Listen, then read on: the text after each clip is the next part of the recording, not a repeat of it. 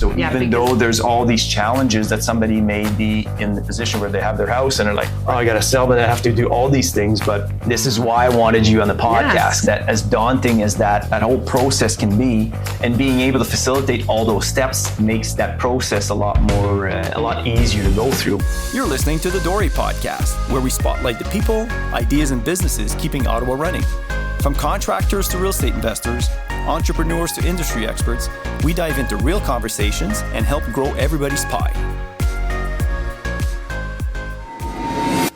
Episode 12, Blackburn Landing. We have Marcia Nash from RE/MAX coming in. Marcia, thank you for taking on my invitation. Thank you so much for inviting me here today, Dan. Yeah, thank you. We have a development project in Blackburn Hamlet called the Blackburn Landing. And it's an infill property, 3 levels, single level units with an elevator, underground parking. And it's meant really, typically, we're trying to aim for the 55 plus community, people who are living in the area, perhaps are looking to downsize, empty nesters, but they want to stay in the community. And we know that you're the neighborhood expert. Yes, thank you. So I thought it'd be good to have a conversation to perhaps prepare people who are in that position and say, okay, what are the steps that we would take, or that you recommend they take in order to sell off their house and perhaps move into our community, and so we can have just a candid conversation about that. That's great. Yeah, I would love to. Okay. Downsizing. Yeah, downsizing can be a very stressful situation. I know. Because a lot of times they're coming from a larger home, a much larger home. Exactly. Then they're going to be downsizing into, right? Yeah, exactly. So we're dealing with lots of stuff normally. Yeah, right? Exactly. Yeah. And I think, when we try to put in the questions that we're getting from clients as well, and we put them off to you and say, okay, how would you consult them? So I have a few list of questions and we go through it. Sure. And in that way, I think it'd be really good for people to listen in and see if they can take any tips and perhaps use your services. So perfect. That sounds great. First things first. So how far in advance should somebody contact you, or when they're starting to explore, say, maybe I'm looking to sell or whichever, and because there's a lot of steps involved in going through that process. Right. But in your experience, when's the right time to have that initial conversation with you about, okay, what would I need to do? How far in advance, and so on. So just how quickly, how far in advance would you suggest somebody reach out to you? Right. I would suggest when they feel that they need to start the process, right? It just depends on the person. Some people need a little bit more help than other people. Yeah. Okay. So for instance, if you have a large home, and you're wanting to make quite a significant downsize, and you have a lot of items in your home, it's probably better to get me in sooner than later, because it could be, it could be a month to a year of a process just to deal with all of the items in a home, right? Right. And the thing is that it can be so daunting. I find that it can be so stressful,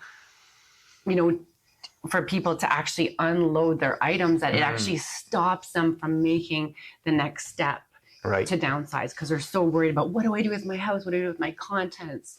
These precious items they've collected for years, they don't just want them to go away. Right. So I've created a whole system, a whole network of people to help with this process. And it makes it a lot easier. Right. Okay. So I'll go into your home and I'll evaluate your home for you. And in the evaluation, I'll walk through the home, and I'll get an idea based on, and it sounds like I should have this one process for everybody, but I tailor it to that person's specific needs. When I go into their home and I walk around with them and I see the amount of items, and I'm like, whoa, and I start talking to them, I can sort of figure out how hard it will be to get rid of the items, or, what we need to do to get. Some people want to make sure that their items go to very specific places, like shelters and stuff like that. Right. And then that kind of process could take even like years if you do it all that way. So I have people that will make sure your stuff goes to the right places. I have shelters. I can take care of your items Yeah, because some people, and I mean, and some people have help, some don't. Right. Like sometimes you have family that can help you organize, and sometimes you don't. So I have people on staff that I can offer for a small amount of money per hour that can help you go in, and they can help you organize and downsize, right? So really what it is that people a lot of times feel all alone in the process, and it stops them from making the jump. Yeah. Well, I'm going to come in and I'm going to find out what you need, and I'm going to solve your problem. Right. And I'm going to find the people that need to come and help you and make it as easy and stress-free as possible. That sounds by making a strategy. Sounds really good. It is. No, because I can imagine. I mean, somebody who's living in their house, they've raised their kids, and they have all these souvenirs. These, you know, and then you're like collections of things. Like some people have amassed these beautiful collections. What do you do with that? Right. Sometimes your kids don't want that. You want to, so I have people that can help sell these things. We can send some things to, you know, women's shelters. Sure. Right. Salvation Army, different things. Yeah. Like we can try not to get stuff to just go to landfill. I don't want to throw it all in the garbage either. No. You know, fair enough. So and obviously this includes you going on site. So an in-home consultation, this is not just a phone call. You're actually physically going on site and I'm going on and site. Being able I'm on site. And you got to understand too what the need is, right? Mm-hmm. So Oh, that's me definitely going on site, and I assess it. And then I can set up the people that are needed. Okay. To solve their problem. Right. So, and then for us, like, I mean, the development that we're working on is like phase 1 is available September of this year. Mm-hmm. As of the time of this recording, we're at the tail end of March. Typically for somebody that'd be looking to move in, you know, to our community and they have a property, like how far in advance would you suggest that they put the house on the market, that actually have it physically ready? Okay, yes. Because obviously having a discussion about what to do, and home, but actually having it ready and then reverse engineering what needs to be done to bring it to that time of the year to get the most out of it. What would you suggest? Yeah, that's a very good question. Yeah. If you're looking to move into a property for September, and then you'd want a closing of September on your home, you're going to want to be on the market for either May or June this year. That's what I would say. And then what would happen is you'd go on the market in May or June. You'd be put on the market. I mean, we're selling most homes in under 30 days still. Okay. When they're priced right and they show well, and we've done all the right things. Yeah. So you need to be on the market in June. Yeah. So June, I would say June, July, latest for September. Yeah. So if there's some legwork to be done to get the house ready, they should probably a little bit sooner than that. I can make things happen pretty quickly with my army of people. Yeah. No, fair enough. But in an ideal scenario where it's not me that has to be fast. It's going through the process of, you know, the fact you've lived in a place for 30 years. It's going to take a little bit longer to, you know, emotionally decide I'm going to leave, right? Right. Looking for stable income-producing assets? At DORE, we help clients buy and sell commercial properties that deliver long-term value. From multifamily buildings to turnkey retail and office investments, let's talk about your next smart move. Visit us at doremultiresidential.com. And if somebody is in that situation, do you recommend they find somewhere to go before they go through the process of selling or after? Because that's I know right, because it's a catch-22, right? If you sell the house, you don't know where you're going, then there's a stress. But then if you have somewhere to go, but then you have a house to sell, you know what I know it's not an easy question to answer, but but it comes into play here, right? So I would say if you're a person that wants to downsize and you've been living a long time and you're a little bit older and you're finding, again, things are very, you know, daunting, it's nice to know where you're going to go. Right. Because then you have a target, you have a goal. Right. I know that I'm downsizing into this particular property. And then you can decide, well, I need this couch, I need this piece of furniture. So in a lot of ways, it's better to know where you're going first. Yeah. Because then you can plan what you need. If you're selling your house first, which you can also do too, and then find something, then we're selling the home. We may be, downsizing all of our property, and we may have downsized it too much, right? Right. Okay. So it is nice to know where you're going to go. Yeah. And then Then you can make it a helps. plan, yeah. Yeah, exactly. Because obviously if you Helps get the whole action, plan. no action, then you can react. Exactly. Yeah. So if somebody say they have contents in your home and you're coming in and say, listen, you need to stage it a different way, remove contents, but it's not contents they want to get rid of.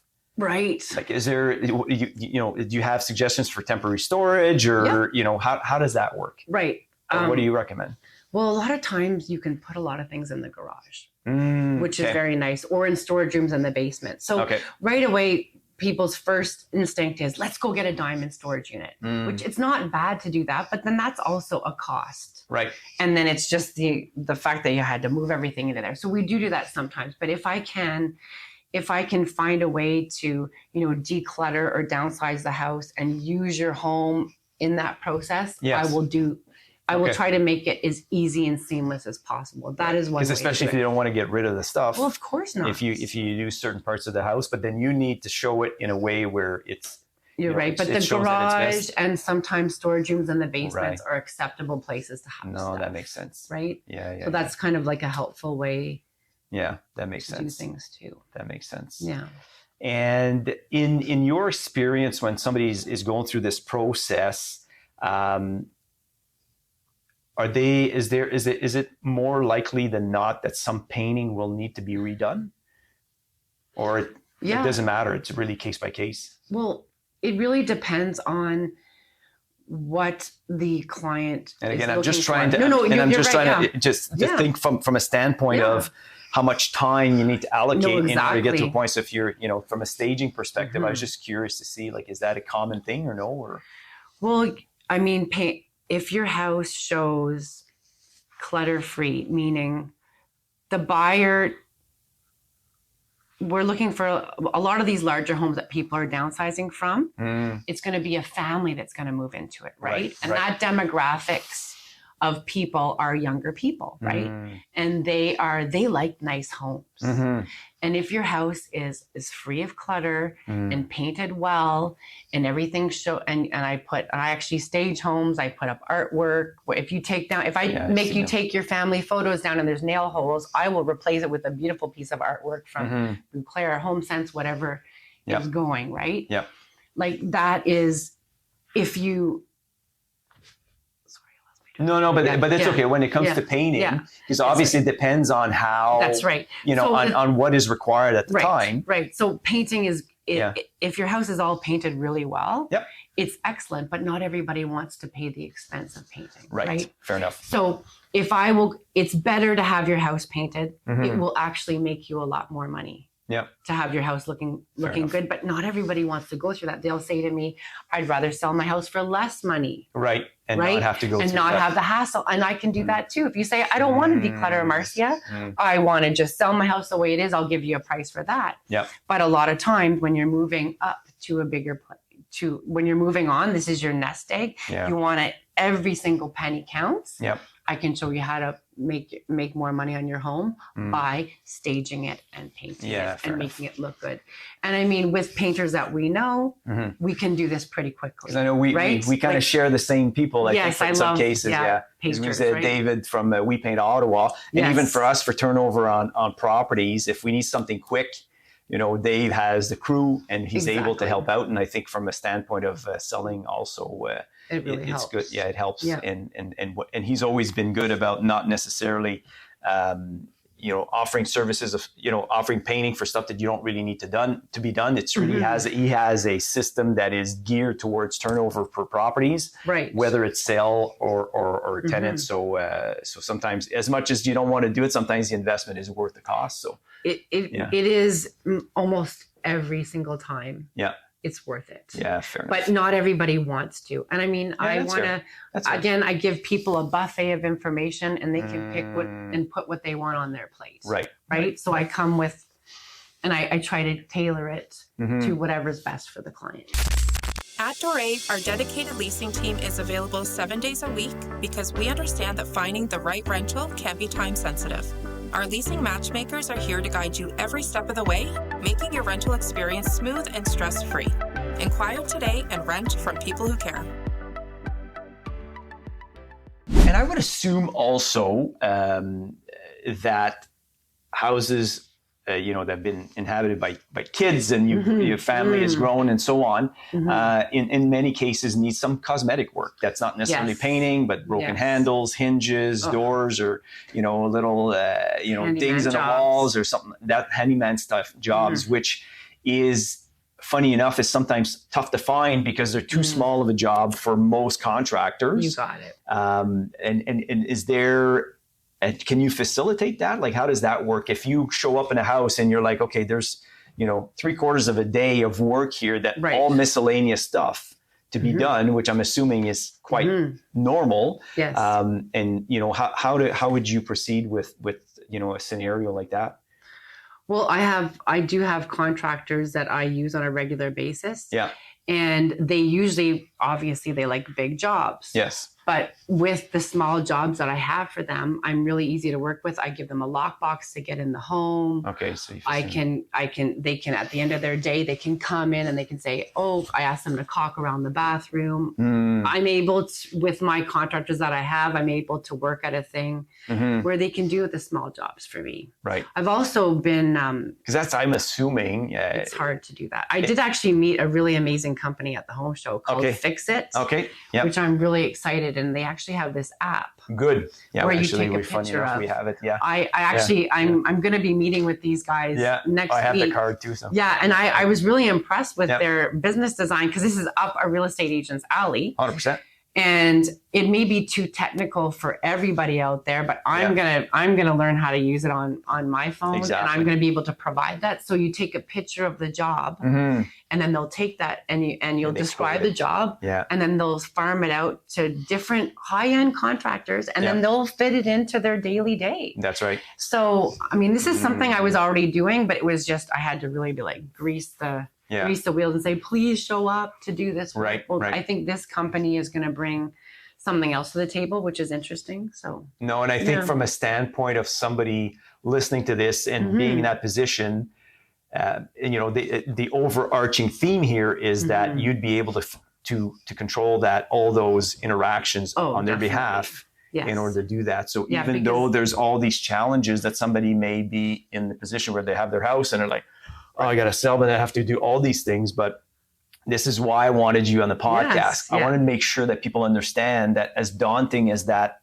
whole process can be, to have you as first of all, you know the neighborhood better than anybody, and being able to facilitate all those steps makes that process a lot easier to go through. Definitely. as it would be if they decided to do it one by one or on their own. So I'm basically their house selling contractor. Yeah. I take care of everything. I orchestrate. I'm the conductor of the orchestra. Yeah. Basically for selling. And that's I know because I know, but it's a huge benefit to have somebody with your resources and knowledge. So that's good.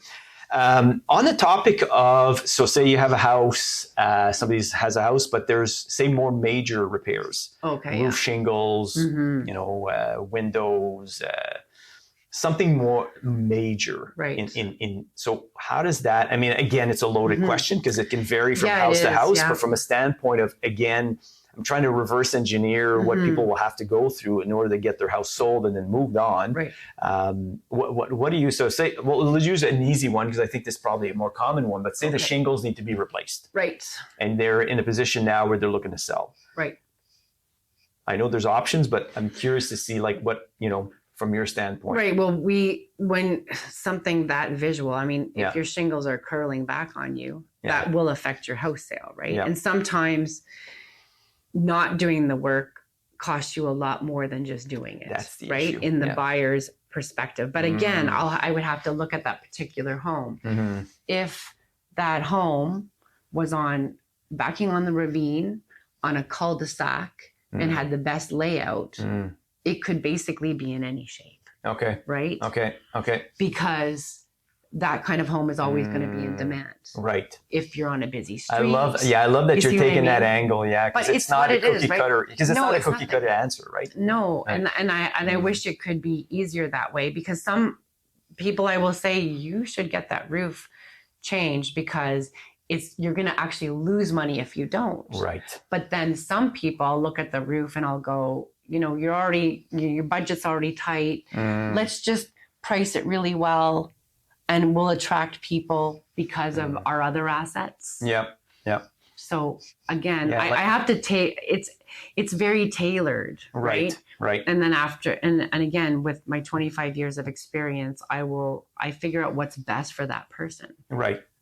Yeah, because because obviously, like you say, it depends. There's it's not a cookie cutter answer. Right. Depending on the person's financial position, what they want to do. Like just even for an example, I usually like all personal photos off the wall. Right. I don't really like knickknacks on the counter, right? Because what we want to show is a clear palette for the other buyers, an unemotional house where they're not looking at their kid's photo. They have to imagine their own kid's photo, right? Right. But when I go into a senior's place and I was at a senior's place last week, and they weren't really in the best health, and there's family pictures on the wall, and I just mentioned potentially taking them all off, and then there was a little bit of stress there, and I thought sometimes it's not worth it. Fair enough. To go through all that. It's better to price the home accordingly. So yes, if you don't, it's basically common practice to have every house look like an IKEA home. If you go online, there's nothing on anyone's countertops.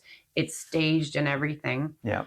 But you can't do that with everybody. No. People sometimes are living in their homes, right? Exactly. And it's just sometimes you can't. So I love your approach. Yeah, no, I think that's why I'm happy you took me on to come in and have this discussion, because I think people will get a lot of they'll get a lot of it, and then that way that they can decide which way they want to go. But I think what's nice about this what we're talking about is obviously it depends. On the situation and the situations that people are in, whether financially, with help, with family, with health, with the means and having the resources. So I love the approach. But I have the resources. I have people that can move your items in your home. We can move them to a storage unit. We can get rid of them. I can have your home fixed. I can have your home painted. Yeah. I can help you even pack your items too, right? Well, if it shows my benefit. No, but it's yours as well. But obviously, but for the seller as well, because if the nicer it shows, then the more money and the faster it will sell. Yeah, that's right. Yeah. Who wants to have their house on the market for months and months? Right. No, that makes sense. Marcia, you've been very generous with your time. Thank you. I find you're very generous to invite me on. Thank you. We're both generous. Anything else you think I may have missed in this? We tried to go through what people were telling us and our knowledge of how this would work, but anything that you're saying, maybe there's something else or that I didn't think of? Or, no, I think we covered most of the important. Okay, good. Definitely. Yeah, so I hope that, if anybody's in this position and they're looking to do that, I would highly recommend Marcia. Thank you. Obviously, you and I have worked together for a long time. Many years. Bought my house through you. Yes. Bought real estate properties through you. So, I trust you fully. And in this neighborhood, I know is one that you cover. You've been covering for a long time. So I think anybody be well served. So thank you for coming on. Thank you. Perfect. Okay. Thanks. Thanks for tuning in to another episode of the DORE Podcast. If you're an entrepreneur or investor focused on real estate in Ottawa, we want to hear from you. Apply to be a guest and check out our video content anytime on YouTube.